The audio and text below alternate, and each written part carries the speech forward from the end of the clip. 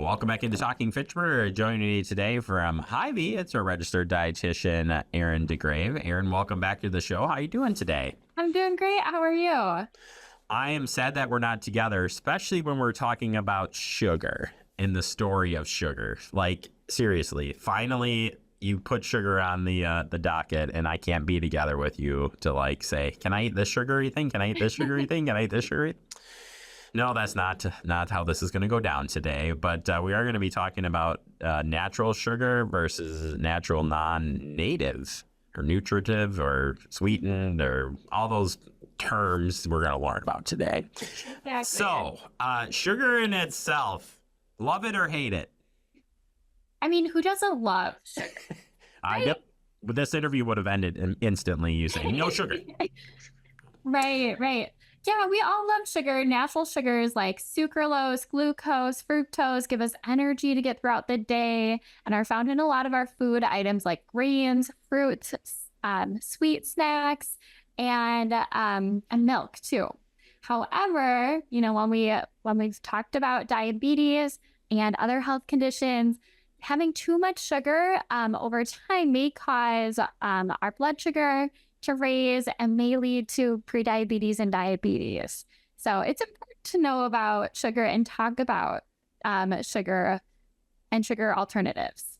Let me guess, we have to eat it in moderation. You know it. We always do. All right. I shouldn't sound so negative about that. That is a really good thing to know. How about if we're looking at not like a more natural approach? And I was always worried about this. Like, should we be worried about not having just regular, natural sugar? That's a great question. And a lot of people have brought that to the forefront of talking about nutrition overall, right? So we've heard mixed messaging from, well, are sugar alternatives good for us? Are they not so good for us? What does this look like? So yeah, let's break it down. So have three that we'll talk about today. We'll start with the most popular is stevia. Have you heard of this one yet? I have not. I have not kept up in the sweetener world. I've been trying to cut back on the sugar up front. So, this would probably be something to check into for sure. Right. This one's the most popular, that's for sure. So stevia is a plant. So it's known as the sweetest plant ever.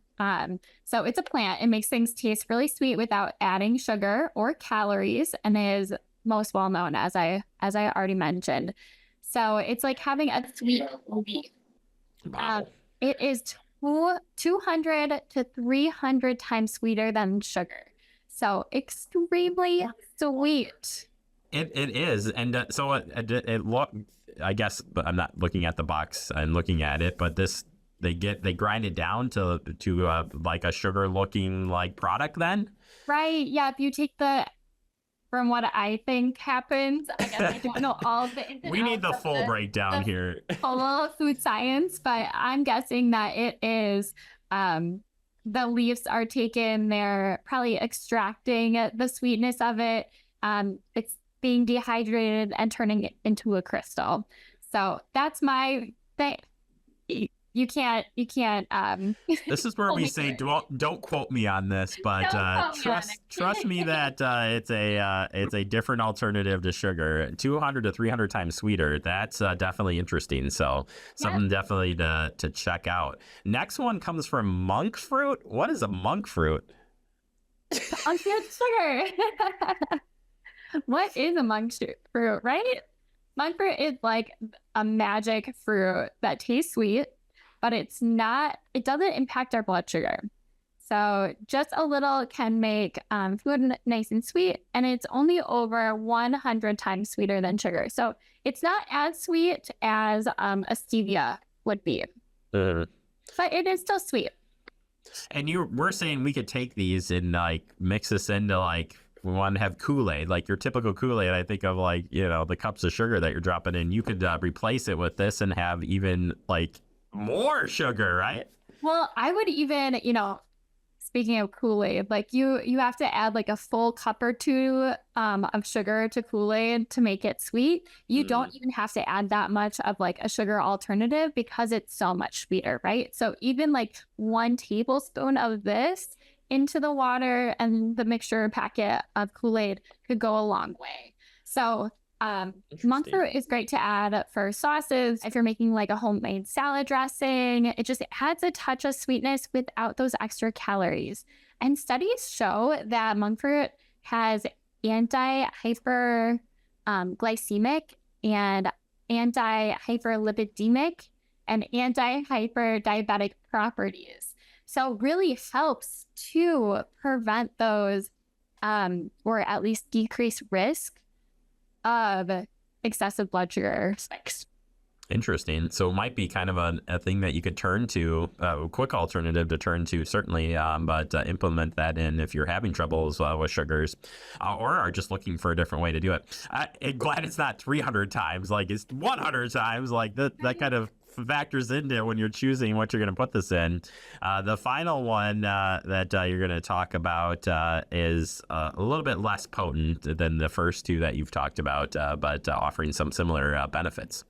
Right. Yep. So last one is allulose. So it's, again, a non-nutritive